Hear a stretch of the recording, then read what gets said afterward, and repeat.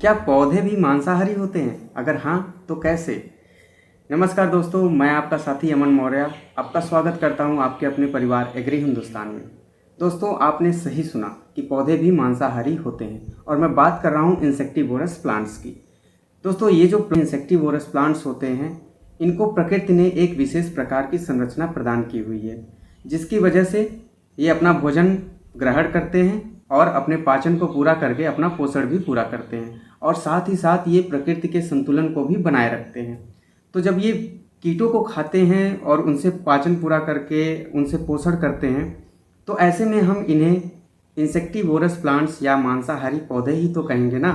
लेकिन एक बात समझ में नहीं आई, जब पौधों के पास खाने पकड़ने के लिए हाथ नहीं है, खाना खाने के लिए मुंह नहीं है और खाना पचाने के लिए पेट नहीं है, तो फिर ये मांसाहारी कैसे हुए? और यही बात आप भी सोच रहे होंगे और मैं भी कंफ्यूज था। लेकिन दोस्तों, प्रकृति ने इन पौधों को एक विशेष प्रकार की संरचना दी हुई है। जैसे मनुष्यों को प्रकृति ने खाना पकड़ने के लिए हाथ, खाने के लिए मुंह और पचाने के लिए पेट दिया हुआ है, ठीक इसी प्रकार इन पौधों के लिए एक विशेष संरचना बनाया है प्रकृति ने। और इन्हीं विशेष संरचनाओं से ये अपना शिकार को पकड़ते हैं और अपने पाचन क्रिया को पूरा करके अपना पोषण भी प्राप्त करते हैं। वैसे तो आज तक आपने यही सुना होगा कि जो पौधे होते हैं वो अपने भोजन का निर्माण प्रकाश संश्लेषण क्रिया द्वारा करते हैं। लेकिन दोस्तों, ये दुनिया अजूबों से भरी हुई है और उन्हीं में से एक अजूबा है मांसाहारी पौधे।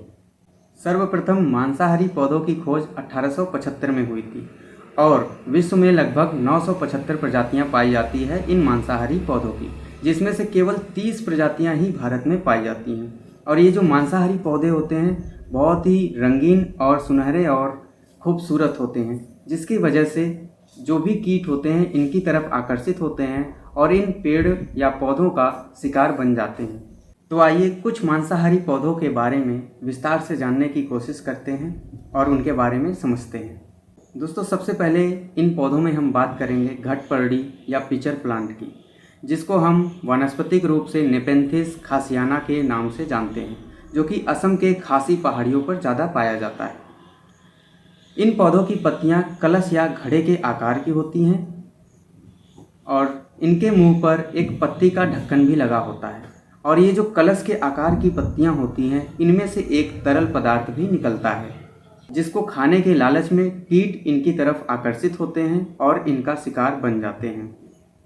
जैसे ही कीट इन घड़ों में या पिचर प्लांट के जो पत्तियों की संरचनाएं हैं, घड़े आकार की संरचना है, उसमें जब इंसेक्ट प्रवेश करता है तो ये जो ढक्कन होता है पत्तियों का वो बंद हो जाता है और इंसेक्ट उनका शिकार बन जाते हैं। फिर इन्हीं घड़े आकार नुमा संरचना में इन कीटों का विघटन होता है और पाचन हो जाता है। फिर ये पौधे इनसे अपना पोषण भी प्राप्त कर लेते हैं। दोस्तों, दूसरे नंबर पे हम बात करेंगे वीनस फ्लाई ट्रैप की। इसको वानस्पतिक रूप से हम डायमोनिया मैसिपुला के नाम से जानते हैं और इसके पत्ते जो होते हैं 2 भागों में बटे होते हैं और पत्तियों के किनारे पर कांटेनुमा संरचना भी पाई जाती है। और जो भीतरी सतह होती है वह बहुत ही संवेदनशील होती है और उस पर कुछ रेशेनुमा बाल जैसी संरचनाएं भी होती हैं। जैसे ही कीट इन रेशों को टच करता है तो पत्ती के दोनों भाग दरवाजे की तरह बंद हो जाते हैं और कीट को अपने अंदर समा लेते हैं। जब कीट को पूरा पचा लेते हैं तो पुनः ये दरवाज़ों की तरह खुल जाते हैं वापस और नए शिकार की खोज में लग जाते हैं। दोस्तों, तीसरे नंबर पर हम बात करेंगे कोबरा लिली। दोस्तों, जो कोबरा लिली होता है इसका वानस्पतिक नाम डार्लिंगटोनिया कैलिफोर्निका है। यह मुख्यतः कैलिफोर्निया के एवं ओरेगोन जंगलों में पाया जाता है। इसका नाम कोबरा लिली इसलिए रखा गया क्योंकि इसकी जो पत्तियां होती हैं वो कोबरा सांप के फन जैसी होती हैं। पत्ती का जो ऊपरी भाग होता है वह फूले हुए गुब्बारे की तरह दिखता है और जिसके ठीक नीचे एक गेट यानी कि रास्ता होता है।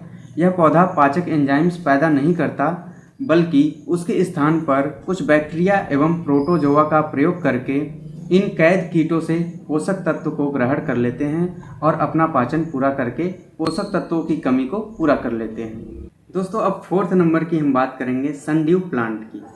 इसका वानस्पतिक नाम ड्रोसेरा है।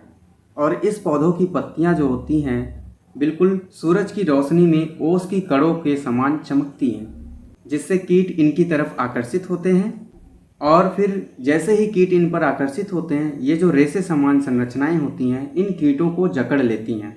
फिर पाचक रस द्वारा इन कीटों को पचाया जाता है और पचाने के बाद इनसे पोषक तत्वों को ग्रहण कर लिया जाता है। पुनः ये रेशे सीधे हो जाते हैं और नए शिकार की खोज में फिर से लग जाते हैं।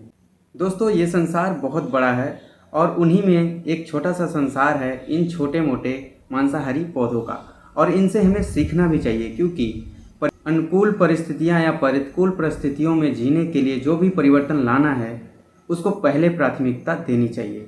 अगर दोस्तों आपको हमारा वीडियो पसंद आया तो प्लीज़ हमारे चैनल को लाइक करिए, सब्सक्राइब करिए और अपने दोस्तों में ज़रूर शेयर करिएगा, ताकि उनको भी मांसाहारी पौधों के बारे में पता चले। Thank you so much.